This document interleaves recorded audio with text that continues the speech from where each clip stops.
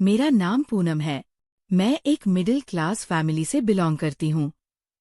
मैं जब 7 साल की थी तब मुझे मेरे पिताजी इस दुनिया से छोड़कर चले गए थे और अभी 2 साल पहले ही मेरी माँ की भी मौत हो गई थी। मेरी उम्र 20 साल है, जबकि मेरी बहन की उम्र 25 साल है। मेरी बड़ी दीदी, जिनका नाम गीता है, हम दोनों बहनें अपने घर में अकेले ही रहते थे। मेरी दीदी जॉब करती थी और उन्होंने अपने ऑफिस में काम करने वाले एक लड़के को पसंद कर लिया था और वह उसी के साथ शादी करना चाहती थी। अब हम दोनों बहनों के अलावा हमारा तो कोई था ही नहीं। हमारा सहारा कोई भाई भी नहीं था। हम दोनों बहनें ही एक दूसरे का सहारा थे। मेरी दीदी ने मेरा हमेशा ही बहुत ख्याल रखा था। वह मेरा साथ बिल्कुल एक माँ की तरह ही रहती थी। मम्मी पापा के मर जाने के बाद दीदी ने ही मेरा ख्याल रखा। मेरे लिए मेरी माँ और बाप दोनों मेरी दीदी ही थी। हम दोनों बहनों में ज्यादा फर्क नहीं था। मैं अपनी दीदी से ज्यादा हेल्दी थी, इसलिए मैं उनसे बड़ी लगती थी। मैंने बीए कंप्लीट करने के बाद अपनी पढ़ाई को छोड़ दिया था क्योंकि हमें घर के काम की बहुत ज्यादा परेशानी होती थी। हम दोनों बहनें अपने घर में बहुत सफाई रखते थे। हमारा घर बहुत बड़ा था। ये हमारे पापा ने बड़ी ही मेहनत से बनवाया था। मेरे पापा जीते जी कहते थे कि ये घर मेरी दोनों बेटियों का है। जब उनकी शादी हो जाएगी तो ये घर आधा आधा मैं इन दोनों को दे दूंगा। और अब जबकि मेरे मम्मी और पापा दोनों ही इस दुनिया में नहीं हैं, तो ये घर हमारा ही हो गया है। वैसे भी घर की रौनक तो माँ बाप से ही होती है। दीदी तो सुबह ऑफिस के लिए निकलती तो रात को 8 बजे ही घर में घुसती थी। पढ़ाई पूरी होने के बाद मैंने घर में ही ठहरने का फैसला कर लिया था। मैं घर में ही रहती थी। सारा दिन अकेले रह रहकर बोर हो जाती थी। इसीलिए मैं बच्चों को ट्यूशन पढ़ाने लगी थी। इसी तरह मेरा टाइम भी पास हो जाता था और घर के भी सारे काम हो जाते थे। मेरी दीदी जिस लड़के को पसंद करती थी, वह अपने माता पिता का इकलौता बेटा था। इसके माता पिता गांव में रहते थे और वो लोग बहुत ज्यादा गरीब थे। वो यहीं शहर में रहकर अपने माता पिता को हर महीने अपनी सैलरी भेज दिया करता था। जब उसने मेरी दीदी को पसंद कर लिया तो उसने मेरी दीदी के साथ शादी करने का फैसला कर लिया। हमें तो इस रिश्ते से कोई भी ऐतराज नहीं था क्योंकि लड़का बहुत अच्छा था। मुझे भी बहुत अच्छा लगा था और वह मेरी दीदी से बहुत ज्यादा प्यार करता था। उसने अपने माता पिता को मेरी दीदी के बारे में सब कुछ बता दिया था और दीदी की फोटो भी सेंड कर दी थी। उसके घर वालों को मेरी दीदी बहुत पसंद आई थी और उन्होंने इस रिश्ते के लिए हाँ कर दी थी और कहा था कि जल्द से जल्द शादी करके हमारी बहू को हमारे पास भेज दो। मेरी दीदी गांव नहीं जाना चाहती थी। वैसे भी रवि जीजू तो शहर में काम करते थे। मेरी दीदी ने सोचा कि जब रवि शहर में काम करता है तो वो गांव जाकर क्या करेंगी। रवि जीजू ने अपने माता पिता से जब इस बारे में बात की तो उन्होंने कहा कि बस हमें इसी बात का डर है कि पत्नी मिल जाने के बाद तुम बदल ना जाना। हम बूढ़े माता पिता का फिर क्या होगा। मेरी दीदी ने अपने सास ससुर से बात की और उन्हें भरोसा दिलाया कि वो कभी उनसे उनका बेटा नहीं छीनेंगी। जो हक वह अपने माता पिता को पहले से ही देता आया है, शादी के बाद भी मैं भी वही हक आपको देना चाहती हूँ। क्योंकि हम दोनों बहनें भी तो बेसहारा है और बिना माता पिता की जिंदगी गुजार रहे हैं। हमसे ज्यादा माता पिता की अहमियत शायद ही है जो कोई भी समझ सकता है। रवि जीजू के माता पिता को मेरी दीदी की ये बात बहुत प्यार भरी और समझदारी भरी बातें बहुत ज्यादा पसंद आई थी। वो लोग छुट्टियों में हमारे घर पे आ गए थे और इसी तरह से रवि, जीजू और गीता दीदी की शादी हो गई। शादी ज्यादा धूमधाम से नहीं की गई थी क्योंकि फालतू का खर्च ही होना था। ना तो रवि जीजू के ज्यादा रिश्तेदार थे और ना ही हमारा इस दुनिया में कोई था। इसीलिए हमने बहुत ही सिंपल तरीके से शादी कर ली थी। रवि जीजू के माता पिता मेरी दीदी से बहुत खुश हुए थे। रवि जीजू दीदी को अपने किराए वाले फ्लैट में लेकर चले गए थे और उनके माता पिता वापस अपने गांव लौट गए थे। एक हफ्ता मेरी दीदी वहां पर ही रही। उनको हमेशा मेरी फिक्र लगी रहती थी और पूरा एक हफ्ता मैंने अपनी दीदी के बगैर इस घर में बड़ी मुश्किल से गुजारा था, क्योंकि हमारा घर बहुत बड़ा था। हमारे घर में लगभग 5 कमरे थे और सारे ही कमरों के अंदर वॉशरूम और बाथरूम अटैच था। 2 मंजिल का घर था। मुझे इतने बड़े घर में दीदी के जाने के बाद बहुत डर लग रहा था। 3-4 दिन तो मेरी फ्रेंड्स मेरे साथ रहकर चली गई थी, लेकिन भला वह भी मेरे साथ मेरे घर में कब तक रह सकती थी। उसके बाद वह अपने घर के लिए चली गई। दीदी मुझसे बहुत प्यार करती थी। उन्हें मेरी बहुत फिक्र लगी रहती थी कि मैं किस तरह से अकेले घर में रह रही होंगी, और फिर मैं जॉब भी तो नहीं करती थी। दीदी ही तो जॉब करती थी। उन्हीं की कमाई से तो मेरा भी गुजर बसर हो रहा था। दीदी की शादी को 1 हफ्ते से ज्यादा ही हुआ था। दीदी अपने सामान के साथ हमारे घर पर आ गई और उन्होंने कहा कि मेरा तुम्हारे बिना दिल नहीं लगता। मुझे हमेशा तुम्हारी फिक्र लगी रहती है। मैं तुम्हारे साथ यहीं पर ही रहूंगी। मैंने दीदी को बोला भी कि कहीं ऐसा ना हो कि रवि जीजू नाराज हो जाएं। दीदी ने कहा उन्हें भी तुम्हारी फिक्र थी। उन्हें जब मुझसे मिलना होगा वह यहाँ पे आ जाया करेंगे। पर मुझे ये सब कुछ ज्यादा अच्छा नहीं लगा था। लड़की का असल घर उसका ससुराल ही होता है। मेरे दिमाग में अचानक ही एक आइडिया आ गया। हमारा घर बहुत बड़ा था और हमारे घर में कमरे भी बहुत सारे खाली पड़े हुए थे। सिर्फ मैं और मेरी दीदी एक ही कमरा तो इस्तेमाल करते थे। इसीलिए मैंने अपना आइडिया अपनी दीदी को बताया था कि क्यों ना आप और जीजू हमारे ही घर पर रह लो। वैसे भी रवि जीजू कितने सालों से किराए के फ्लैट में रह रहे हैं। आप दोनों इस घर में रहोगे तो आपका किराया भी बचेगा और आप दोनों को मेरी फिक्र भी नहीं होगी। इस चीज से मुझे भी फायदा होगा। मुझसे भी यहाँ का अकेलापन बर्दाश्त नहीं हो रहा था। मुझे भी आप लोगों का साथ मिलेगा तो बहुत खुशी मिलेगी। दीदी को भी मेरा ये आइडिया बहुत पसंद आया था। फिर उन्होंने अपना आइडिया रवि जीजू को बताया। रवि जीजू ने कहा बात तो बिल्कुल ठीक है, लेकिन मैं फ्री में वहाँ पर नहीं रह सकता। मुझे अच्छा नहीं लगेगा। दीदी ने कहा आप एक बार घर पर आ जाओ, फिर साथ में बैठकर बातें करते हैं। ये कहकर दीदी ने फोन काट दिया था।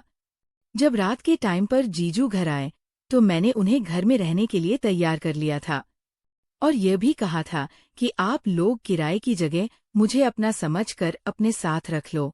यही मेरे लिए बहुत है। जीजू मुझे अपनी बहन समझते थे। उन्होंने कहा मेरा इरादा तो था कि मैं तुम्हें अपने साथ फ्लैट में ही ले चलूं, लेकिन फ्लैट बहुत ज्यादा छोटा है। हम 2 लोगों का गुजारा ही वहाँ पर बड़ी मुश्किल से होगा। इसलिए मैंने तुम्हें वहाँ ले जाने के लिए नहीं कहा। मैंने कहा कोई बात नहीं, अब आप लोग यहाँ पर मेरे साथ रहोगे। अब यही आपका घर है। वैसे भी ये घर मेरी दीदी और मेरे दोनों का ही तो है। जीजू बहुत अच्छे थे। वह हमारे घर में रहने के लिए तैयार हो गए। उन्होंने अपना फ्लैट खाली कर दिया और वहाँ से सामान हमारे घर में शिफ्ट हो गया। अब दीदी और जीजू सुबह को साथ जॉब करने के लिए चले जाते थे और मैं उन दोनों पति पत्नी के लिए रात का खाना तैयार कर लिया करती थी। इस तरह से दिन गुजरते चले गए। मेरी दीदी की शादी को पूरे 2 साल हो गए थे और अभी तक मेरी दीदी को कोई औलाद नहीं हो सकी थी। दीदी को भी बच्चों का बहुत शौक था। उधर जीजू को भी बच्चे बहुत अच्छे लगते थे। दीदी ने काफी सारे डॉक्टरों को भी दिखा दिया था, पर रिजल्ट कुछ भी नहीं आया था। और फिर धीरे धीरे 4 और फिर 5 साल मेरी दीदी की शादी को गुजर गए थे और अभी तक हमारे घर में बच्चों की किलकारी नहीं गूंजी थी। मैं भी अपने घर में रौनक देखना चाहती थी। बच्चों की चहल पहल, बच्चों की आवाजें उनके साथ खेलना चाहती थी। लेकिन हम सब बहुत मायूस हो चुके थे और अब तो मेरी दीदी भी हार मानने लगी थी। दीदी मेरी शादी की बहुत ज्यादा जिद किया करती थी, लेकिन मैं अभी शादी नहीं करना चाहती थी।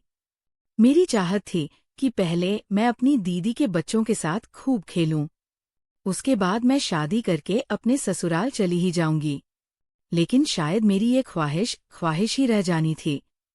किसी ने हमें तीर्थ यात्रा पर जाने की राय दी तो किसी ने हमें घर में हवन करने के लिए कहा था और किसी ने तांत्रिक बाबा के पास जाने के लिए बोला था। मैं खुद दीदी के साथ हर जगह जाती थी, क्योंकि वह भी तो अकेली होती थी। रवि जीजू तो ऑफिस चले जाते थे। मेरी दीदी ने शादी के 3 साल तक जॉब की। फिर मेरी दीदी की तबीयत खराब रहने लगी थी, और फिर उनको प्रेगनेंसी भी तो नहीं रही थी। इसी वजह से जीजू ने दीदी की जॉब छुड़वा दी और उनसे कहा कि तुम घर में रहकर आराम करो। दीदी के साथ साथ मैं भी काफी सारी जगह पर जा चुकी थी, क्योंकि मेरी दीदी प्रेग्नेंट होने के लिए बहुत सारी कोशिशें कर रही थी और हर बार उनकी कोशिश नाकाम हो जाती थी। हम लोगों ने घर पर भी काफी सारे हवन करवा लिए थे और शहर के हर डॉक्टर को दिखा दिया था। पर क्या परेशानी थी? कोई भी ये नहीं बताता था। बस हर कोई मेरी दीदी को दवाई दे दिया करता था। दीदी दवाई खाते खाते परेशान हो गई थी और हर बार बड़ी उम्मीद के साथ वह दवाई खाती, लेकिन कुछ भी नहीं होता था। दीदी ने मन्नत मांगी हुई थी कि उनके पास बच्चा आ जाएगा तो वह मंदिर जाकर बहुत सारे गरीबों को खाना बांटेंगी, लेकिन इससे भी कोई नतीजा नहीं निकला। और इसी तरह से काफी दिन, काफी साल गुजरने के बाद दीदी हिम्मत हारती जा रही थी। पर मैं हर बार उनको हिम्मत देती थी और उनको यकीन दिलाती थी कि भगवान एक दिन आपकी प्रार्थना जरूर सुनेंगे। हम लोग हर काम से मायूस हो गए थे और थक हार कर अब घर पर ही बैठ गए थे और भगवान का फैसला आने का इंतजार कर रहे थे। फिर एक दिन हमारे यहाँ जीजू की दूर के एक रिश्तेदार मेरी दीदी से मिलने के लिए आए। उन लोगों ने हमारे घर पर रात का खाना भी खाया था। वह दोनों पति पत्नी थे और जीजू की पत्नी को काफी टाइम से देखने की ख्वाहिश कर रहे थे, क्योंकि इन दोनों की शादी बहुत ही सिंपल तरीके से हुई थी। इसीलिए कोई भी मेहमान शादी में नहीं आ पाया था। अब ये लोग शहर ही आए हुए थे, तो इसीलिए दीदी से मिलने के लिए हमारे घर पर भी आ गए थे। उन्होंने मेरी दीदी को बताया कि तुम्हारे शहर में एक तांत्रिक बाबा रहते हैं, तुम एक बार अपने आप को उन्हें दिखा दो। दीदी ने बताया था कि हम काफी सारे तांत्रिक बाबाओं के पास जा चुके हैं, हर बार हमारी कोशिशें नाकाम ही साबित हुई हैं। उन्होंने कहा कि एक बार और ट्राई करके देख लो। दीदी ने उनका कहना मान लिया और कुछ दिनों के बाद ही दीदी इस तांत्रिक बाबा के पास भी चली गई। दीदी मुझे भी उस बाबा के पास अपने साथ लेकर गई थी।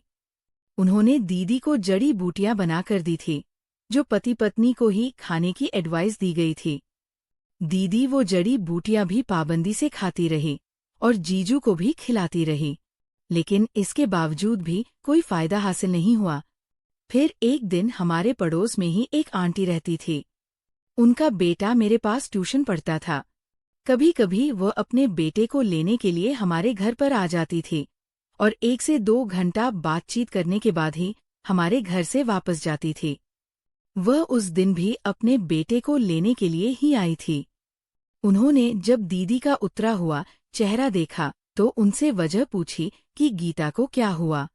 फिर दीदी ने उनके पास बैठ गई और उन्हें बता दिया कि अब की बार भी उनको कोई फायदा नहीं हुआ, और साथ ही ये भी बता दिया कि वो हर तरीका आजमा चुकी है और अब तो वो हिम्मत हार चुकी है। लेकिन फिर आंटी ने दीदी को किसी ज्योतिष के बारे में बताया। उन्होंने कहा कि एक बार उसके पास जाओगी तो तुम्हें जरूर फायदा होगा। वह ज्योतिष भी है और एक वैद्य भी है। वह तुम्हारी कुंडली देखकर बता देंगे कि तुम्हारी कुंडली में बच्चा है भी या नहीं। अगर होगा तो वह तुम्हारा इलाज करना शुरू कर देंगे, और अगर नहीं होगा तो वह तुम्हें मना कर देंगे। तुम्हें भरोसे पे नहीं रखेंगे और मुझे भरोसा है कि तुम जरूर प्रेग्नेंट हो जाओगी। तुम्हें बहुत ज्यादा फायदा होगा। इन आंटी की बात सुनकर दीदी के दिल पे फिर से उम्मीद की एक किरण जाग उठी थी। दीदी ने अगले ही दिन उन वैद्य जी के पास जाने का फैसला कर लिया था।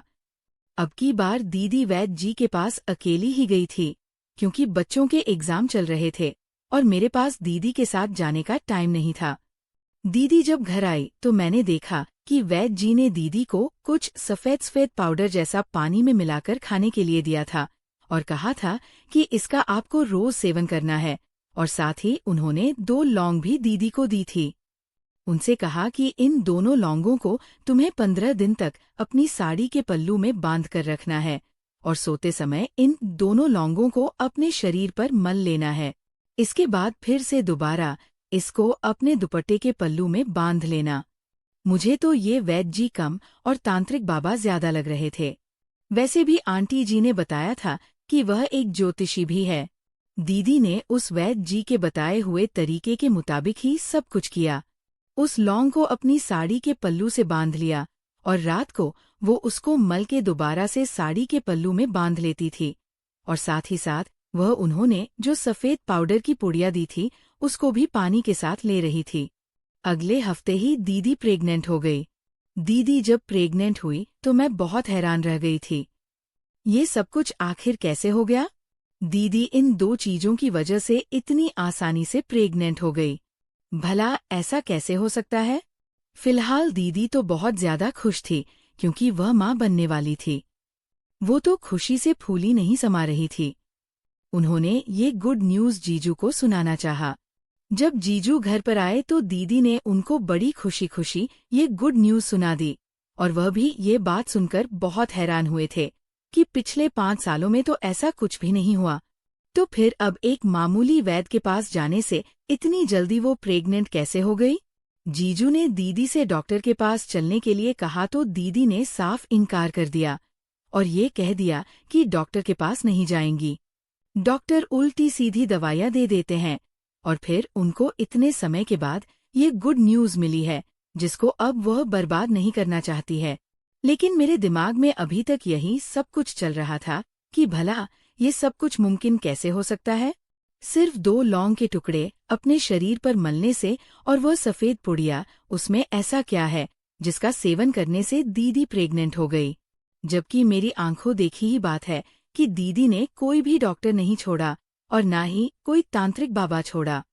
बहुत से तांत्रिक बाबा ने भी दीदी को जड़ी बूटी और ना जाने क्या क्या इस्तेमाल करने के लिए दिया था, पर दीदी उन चीजों से भी प्रेग्नेंट नहीं हुई थी। तो फिर ये सब क्या था? इस सब से तो वो बहुत जल्दी ही रिजल्ट निकल आकर आ गया था, जिसका ज्यादा इंतजार भी अब नहीं करना पड़ा था। माँ बनना या नहीं बनना, ये सब कुछ तो भगवान के हाथ में है। फिर इस वैद्य ने मेरी दीदी को ऐसा क्या कर दिया था? ये सब कुछ कैसे मुमकिन था? मेरी तो कुछ भी समझ में ही नहीं आ रहा था। मुझे दीदी की हरकतें भी बड़ी अजीब सी लगने लगी थी। और तो और हैरानी की बात ये थी कि 15 दिन गुजरते ही दीदी का पेट भी बढ़ता हुआ नजर आने लगा था। मैं बहुत ज्यादा हैरान रह गई थी कि भला प्रेग्नेंट लेडी का पेट भी तीसरे या चौथे महीने में बाहर निकलने लगता है, पर मेरी दीदी का पेट तो 15 दिन के बाद ही बढ़ना शुरू हो गया था। मैं अगर दीदी से कुछ कहती तो वह मुझे डांट देती थी और कहती थी कि तुम ज्योतिष पर शक कर रही हो। उन्होंने मेरी कुंडली को देखकर बताया था कि तुम्हारी कुंडली में माँ बनने का सुख बहुत जल्दी ही लिखा है, तुम जल्दी ही माँ बन जाओगी, और उनकी कही हुई बात बिल्कुल सही साबित हुई। देखो, मुझे 1 हफ्ते के बाद ही ये गुड न्यूज़ मिल गई। मैंने अब दीदी से इससे रिलेटेड कोई भी सवाल पूछना बंद कर दिया था, लेकिन अब मुझे ये गुड न्यूज़ जानने का इंटरेस्ट जागने लगा था। मैं जानना चाहती थी कि भला ये सब कुछ इतनी जल्दी कैसे हो गया, जो इतने सालों में नहीं हुआ वो 1 हफ्ते में कैसे हो गया। एक दिन मेरी दीदी बाथरूम में नहाने के लिए गई थी और उन्होंने अपनी वो साड़ी उतार कर बाथरूम में ही टंगी छोड़ दी थी, जिस साड़ी के पल्लू में वो 2 लौंग बंधी हुई थी। मैं पहले किचन में गई और मैंने गरम मसाले के डिब्बे से 2 लौंग निकालकर अपने हाथ में रख ली और फिर व्हाइट सोडा निकाला, उसकी कुछ पुड़िया बनाई और जाकर दीदी की असली वाली पुड़िया अपने पास रख ली और वो व्हाइट सोडे वाली पुड़िया से बदल दी। उसके बाद मैंने जल्दी से बाथरूम में जाकर दीदी की साड़ी के पल्लू में किचन से लाई हुई लौंग उनके पल्लू में बांध दी, और जो लौंग उनके पल्लू में पहले से ही बंधी हुई थी वो अपने पास रख ली। मैंने वो पुड़िया पानी के साथ ली और उसके बाद वो लौंग भी अपने दुपट्टे के पल्लू में बांध ली। मैं भी देखना चाहती थी कि आखिर इतनी जल्दी ये असर कैसे होता था। मुझे पता था कि मेरे ऊपर तो कोई असर हो ही नहीं सकता, क्योंकि मैं तो शादीशुदा भी नहीं थी। ये सब कुछ किए हुए मुझे लगभग 4 दिन हो गए थे और मुझे कुछ भी नहीं हुआ था। मैं बहुत ज्यादा बेफिक्र हो गई थी और समझ गई थी कि यह ज्योतिष मेरी दीदी को बेवकूफ बना रहा है। मैं यही सब कुछ सोच रही थी। रात का टाइम था और फिर मैं सो गई।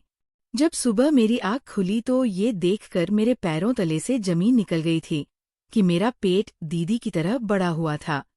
इसका मतलब मैं भी प्रेग्नेंट हो गई थी। मैं बहुत परेशान हो गई थी। मेरे पेट को अचानक से क्या हो गया? मेरा पेट बिल्कुल प्रेग्नेंट लेडी की तरह हो गया था। मैं परेशान थी कि मेरी तो अभी तक शादी भी नहीं हुई, फिर मैं प्रेग्नेंट कैसे हो सकती हूँ? मैं अब बिल्कुल प्रेग्नेंट औरत की तरह लग रही थी। अब मैं दीदी और जीजू के सामने भी नहीं आती थी और मुझे रहकर ये ख्याल आ रहा था कि मैं दुनिया वालों से कैसे नजर मिलाऊंगी। कोई भी मेरी बात पर यकीन नहीं करेगा। मैंने बच्चों को पेरेंट्स को भी फोन करके मना कर दिया था कि वो ट्यूशन पढ़ने के लिए ना आए। मैं कुछ दिनों के लिए कहीं बाहर जा रही हूँ। बच्चों से तो मेरी जान छूट गई थी, लेकिन जो घर के लोग थे उनसे मैं अपनी जान कैसे छुड़ाती? मैं सारा दिन अपने कमरे में ही रहने लगी थी। अपना पेट भी मैं सबसे छुपाकर रखती थी। जैसे जैसे दिन बीत रहे थे, मेरा पेट भी बाहर निकलता चला जा रहा था और इसी तरह का पेट दीदी का भी हो रहा था। उनका पेट बढ़ना तो प्रेगनेंसी की निशानी थी। पर भला मेरे साथ ये सब कुछ क्या हो रहा था? मुझे कोई देख ना ले, इसीलिए मैं कमरे से बाहर भी नहीं निकलती थी। दीदी जब मुझे किसी काम के लिए आवाज लगाती तो मैं कोई ना कोई बहाना बनाकर बाहर ना आने पर उनसे इनकार कर दिया करती थी। जीजू भी दीदी से मेरे बारे में पूछते थे कि पूनम कहीं दिखाई नहीं दे रही। आजकल वह मुझसे बातचीत भी नहीं करती है। दीदी ये कह देती थी कि शायद उसकी तबीयत ठीक नहीं है। कमरे से वो ज्यादा बाहर ही नहीं निकलती। काफी दिन तक तो मैंने ये सब कुछ संभाल लिया था, लेकिन एक दिन दीदी मेरे कमरे में आ गई और मुझे देखकर बहुत हैरान रह गई थी। उन्होंने मेरे मुंह पर थप्पड़ भी मार दिया था और कहा था कि अगर ऐसी कोई बात थी तो तुम हमें भी बता सकती थी।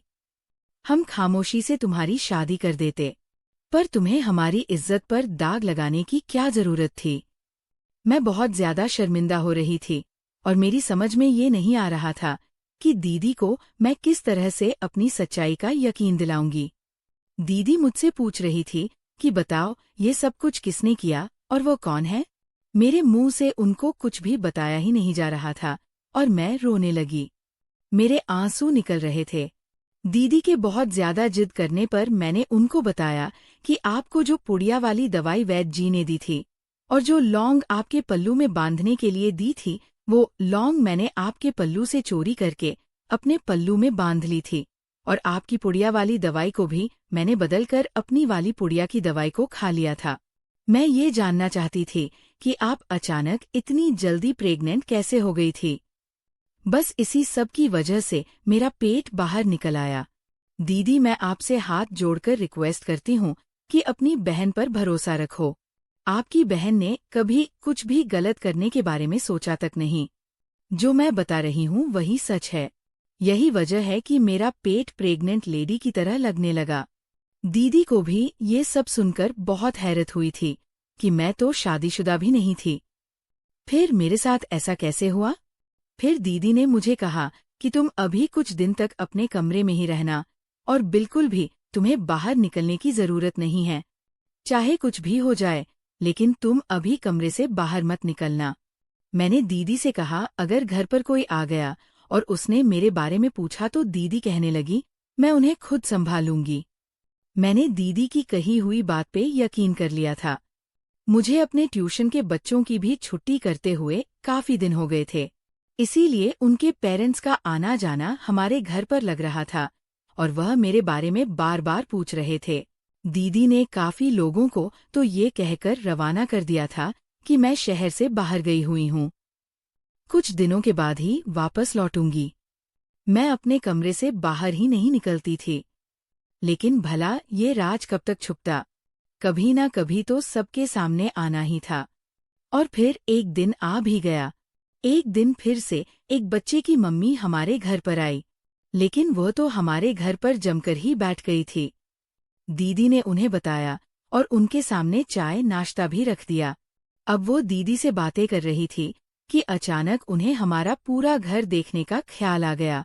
दीदी ने उनसे बहुत सारे बहाने बनाए और ऊपर के पोर्शन वाले सारे ही कमरे दिखा दिए, लेकिन वह नीचे वाला कमरा भी देखना चाहती थी, जिस कमरे में मैं थी, और वो समझ गई थी कि मेरी दीदी उनसे कुछ ना कुछ छुपा रही है।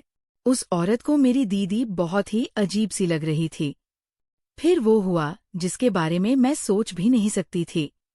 दीदी के पास अचानक किसी की कॉल आ गई। वो फोन पर बात करने में बिजी हो गई और उस बच्चे की मम्मी ने कमरे का दरवाजा खोल ही लिया और वह मेरे कमरे के अंदर आ गई। उसकी नज़र जैसे ही मुझ पर पड़ी, वो हैरान रह गई थी। मैं भी उन्हें देखकर हक्का बक्का सी रह गई थी। अब क्या होगा? अब तो मेरी इज्जत सिर्फ भगवान के हाथ में ही थी। फिर ऐसा हुआ कि अचानक से उस औरत के मोबाइल पे किसी की कॉल आ गई थी और कॉल आने वाले इंसान ने बताया था कि उसकी बेटी की बहुत ज्यादा तबीयत खराब है। वो फौरन उल्टे पैर हमारे घर से भागी चली गई। तब जाकर हमारी सांस में सांस आई थी। अब दीदी ने कहा कि इसका जल्द से जल्द कोई सॉल्यूशन निकालना ही होगा, वरना हम कभी किसी को मुंह दिखाने के काबिल नहीं रहेंगे। इस टाइम तो भगवान ने हमारी इज्जत को बचा लिया था, लेकिन आगे क्या होने वाला था ये तो हमें भी पता नहीं था। दीदी ने जीजू को बताने का फैसला किया तो मैं बहुत ज्यादा डर गई थी। मैं नहीं जानती थी कि उसको इस बारे में पता चले, क्योंकि मुझे पता था कि वह भी अपनी साली को गलत ही समझेंगे और सोचेंगे कि जरूर उनकी साली का किसी के साथ अफेयर चल रहा है और ये सब कुछ किसी लड़के का ही किया धरा है। दीदी ने मुझे तसल्ली दी और कहा कि मैं तुम्हारे साथ हूँ। मुझे पता है कि तुमने कुछ नहीं किया तो फिर तुम्हें डरने की कोई जरूरत नहीं है, लेकिन ये कोई छोटी बात नहीं थी, एक कुंवारी लड़की का प्रेग्नेंट होना। दीदी ने कहा कि रवि को तो बताना ही पड़ेगा, आखिर उनके अलावा हमारा कोई है भी तो नहीं। उन्हें बिना बताए इस चीज का सॉल्यूशन कैसे निकालेंगे? और फिर दीदी ने इस बारे में रवि जीजू को बता दिया था। जीजू मुझ पर बहुत ज्यादा गुस्सा हुए थे। मुझे पता था कि उनको भी दवाई वाली बात पर यकीन नहीं आएगा और उनका भी यही कहना था कि तुम्हारी बहन ने बहुत गलत कदम उठाया है। मैं बहुत शर्मिंदा थी कि अनजाने में मैंने इतनी बड़ी गलती कैसे कर दी। दीदी ने जीजू को बहुत समझाने की कोशिश की कि जिस पर उन्होंने कहा कि तुम मुझे अपनी बहन की साइड लेकर बेवकूफ बनाने की कोशिश कर रही हो, और उन्होंने दीदी की किसी भी बात पे यकीन नहीं किया। जीजू हम दोनों बहनों से बहुत ज्यादा नाराज हो गए। अब दीदी जीजू से कहने लगे कि डॉक्टर के पास चलते हैं, जरूर हमें इस प्रॉब्लम का कोई ना कोई सॉल्यूशन उनके पास मिल ही जाएगा। लेकिन जीजू ने इस बात पे कोई भी जवाब नहीं दिया और वो अपने कमरे में चले गए और मैं भी अपने कमरे में चली गई थी और बहुत रोई थी। ये सब कुछ मेरे साथ क्या हो रहा है? मैं जीजू की नज़रों में भी गिर गई थी। मैंने जीजू को तो अपना भाई मान लिया था और उनको मेरी बात पे यकीन करना चाहिए था, बल्कि इस परेशानी से के वक्त में उनको तो मेरा साथ भी देना चाहिए था, पर वह तो ऐसे थे कि हम लोगों से ही नाराज हो गए थे। मैं उनसे नजरें मिलाने के काबिल नहीं रही थी। जीजू हमें जब कमरे से बाहर देखते तो दीदी पर गुस्सा करते थे और उनसे कहते थे कि अपनी बहन को कमरे के अंदर लेकर जाओ। मुझे इसकी शक्ल भी नहीं देखनी। जब मैं घर आया करूं तो ये मेरे सामने ना आया करें। दीदी ने रात के टाइम पर जीजू से सब कुछ समझाया कि वह लड़की है, हमें उसका साथ देना चाहिए और उसकी परेशानी को दूर करना चाहिए, वरना उससे कौन शादी करेगा। फाइनली जीजू ने मुझे डॉक्टर के पास ले जाने के लिए तैयार हो गए, लेकिन जीजू ने दीदी से सख्ती से मना किया था कि दिन के टाइम पे तुमसे इसे अपने साथ घर से बाहर लेकर मत निकलना, मौका देखकर ही तुम इसे डॉक्टर के पास लेकर जाना। दीदी मुझे मौका देखकर डॉक्टर के पास ले आई थी। मैं बहुत घबरा गई थी कि अब आगे क्या होगा। मेरे साथ डॉक्टर के क्लिनिक पे काफी भीड़ थी। वहां पे हम लोग लगभग 1 घंटा बैठे रहे थे, लेकिन जब हमारा नंबर आने लगा तो डॉक्टर के चेकअप करने का टाइम खत्म हो गया था और हमें कल फिर से दोबारा यहाँ पे आना था। हम लोग घर पे चले गए थे। हम लोग घर आए तो जीजू ने दीदी से पूछा कि क्या हुआ, डॉक्टर ने क्या बताया। जिस पर दीदी ने बताया कि डॉक्टर के चेकअप करने का टाइम खत्म हो गया था। इसीलिए हम घर को वापस आ गए और अब हम कल फिर से जाएंगे। मेरी ये रात बड़ी ही भारी गुजरी थी और मुझे दिन निकलने का इंतजार था। मैं सारी रात जागती रही थी। मुझे इंतजार था कि कब सुबह होगी और मेरी मुश्किलें खत्म होंगी। फिलहाल सुबह हो गई थी और मैं लगभग 10 बजे के टाइम पर दीदी के साथ डॉक्टर के क्लिनिक पर चली गई थी। हम लोग चेकअप करवाने के लिए घर से निकल गए थे। दीदी ने अपना चेकअप नहीं करवाया था। मेरा नंबर आ गया था और मेरी हालत बहुत बुरी हो रही थी और मुझे पसीने भी छूट रहे थे। डॉक्टर मुझे अपने साथ चेकअप के लिए ले गई थी। मेरा चेकअप हो गया था। मुझे तो बाहर भेज दिया गया था, लेकिन डॉक्टर काफी देर के बाद बाहर आई थी और कुछ परेशान सी लग रही थी। दीदी के पूछने पर डॉक्टर ने कोई जवाब नहीं दिया था और कहा था कि मैं कुछ टेस्ट लिख कर दे रही हूँ। वो टेस्ट करवाने के बाद आप मेरे पास आना। टेस्ट का पर्चा लेकर मैं और दीदी लैब चले गए थे और हमने टेस्ट करवा लिए थे। टेस्ट की रिपोर्ट हमें अगले दिन मिलने वाली थी और अगले दिन का हमें बेसब्री से इंतजार था। हमें अगले दिन लैब से रिपोर्ट मिलनी थी। जैसे तैसे अगला दिन भी निकल चुका था। हम दोनों बेसब्री से लैब रिपोर्ट्स मिलने का इंतजार करने लगे थे। दोपहर के 2 बजे मैं और दीदी लैब में चले गए थे। वहां से रिपोर्ट लेकर हम फौरन डॉक्टर के पास चले गए। डॉक्टर ने रिपोर्ट देखी और बताया कि ये प्रेग्नेंट नहीं है, सिर्फ पेट में इन्फेक्शन हो गया है, जिसकी वजह से पेट फूल गया है और पेट के चारों हिस्सों पर फैट भी जम गया है। ये बात सुनने के बाद मैंने सुकून की सांस ली थी। मैं बहुत ज्यादा बेफिक्र हो गई थी कि चलो अच्छा है। जैसा मैंने सोचा था वैसा कुछ भी नहीं है। डॉक्टर की बात सुनने के बाद दीदी ने अपना चेकअप करवाया क्योंकि अब दीदी को गड़बड़ महसूस होने लगी थी। जब दीदी का चेकअप हुआ और अगले दिन दीदी की भी रिपोर्ट मिली तो दीदी के पैरों तले से जमीन निकल गई थी, क्योंकि दीदी भी प्रेग्नेंट नहीं है, बल्कि उनका पेट भी मेरी तरह इन्फेक्शन की वजह से ही फूल रहा है। दीदी को भी यकीन हो चुका था कि वो वैद्य एक फ्रॉड आदमी है और लोगों को पैसों के नाम पर ठग रहा है, बल्कि अपनी दवाइयों से वो लोगों के पेट में बीमारियां पैदा कर रहा है।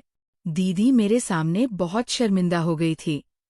ये बात जब जीजू को पता चली तो वह भी बहुत अफसोस में चले गए थे और उन्होंने मुझ पर जितना भी गुस्सा किया था उसके लिए वह मुझसे माफी मांगने लगे।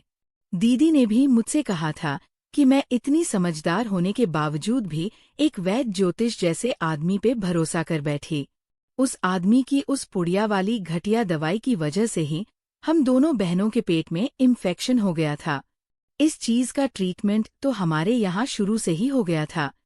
वह आदमी इस तरह से ना जाने कितने लोगों को बेवकूफ बना रहा था और उनके पेट में बीमारियां पैदा कर रहा था।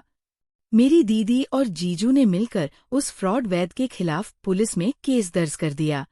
पुलिस ने उसको उसकी टीम को अरेस्ट कर लिया था, क्योंकि ऐसी ना जाने कितनी ही औरतें थीं जो इस आदमी की घटिया दवाई का शिकार हो गई थी। मेरी दीदी ने भी ये सब कुछ सिर्फ इसीलिए किया था क्योंकि वह प्रेग्नेंट नहीं हो पा रही थी, और औलाद की खातिर तो औरत सब कुछ कर गुजरने के लिए तैयार हो जाती है। मेरी दीदी ने भगवान से मांगने के बजाय ऐसे फ्रॉड लोगों पर भरोसा कर लिया था जिसके हाथ में कुछ भी नहीं होता और जिन्होंने सिर्फ मेरी दीदी से पैसे ही लूटे थे। मेरी दीदी ने काफी दिनों तक भगवान से प्रार्थना की और अपनी औलाद के लिए वो बहुत रोती रही। आखिरकार भगवान ने उनकी प्रार्थना सुन ही ली थी और इस हादसे से लगभग 6 महीने के बाद मेरी दीदी प्रेग्नेंट हो गई थी और पूरे 9 महीने होने के बाद मेरी दीदी ने एक प्यारे से बेटे को जन्म दिया। मेरी दीदी और जीजू बहुत खुश थे और अपने बेटे को देखकर फूले नहीं समाते थे। फाइनली मेरी गोद में मेरा भांजा आ गया था और मैं उसे बहुत प्यार करती थी। मेरी दीदी ने कहा था कि अब बस तुमने अपने भांजे को भी देख लिया है और अपनी गोद में भी खिला लिया है। अब 1 साल के अंदर अंदर तुम्हारे लिए अच्छा सा रिश्ता देखकर तुम्हारी भी शादी कर देंगे। मुझे और क्या चाहिए था। मेरी दीदी अपनी जिंदगी में खुश हो गई थी। बस उन्हें देखकर मैं भी खुश हो गई थी। भगवान ने हमें एक बहुत बड़ी प्रॉब्लम से निकाल दिया था। यही हमारे लिए सब कुछ था। दोस्तों, अगर आपको हमारी कहानी पसंद आई है तो कमेंट करके ज़रूर बताएं और वीडियो को लाइक करके ज़्यादा से ज़्यादा शेयर करें। चैनल पर नए हैं तो सब्सक्राइब करें और हाँ, नोटिफिकेशन बेल को ज़रूर दबाएं ताकि अगली अपडेट सबसे पहले आपको मिले। धन्यवाद।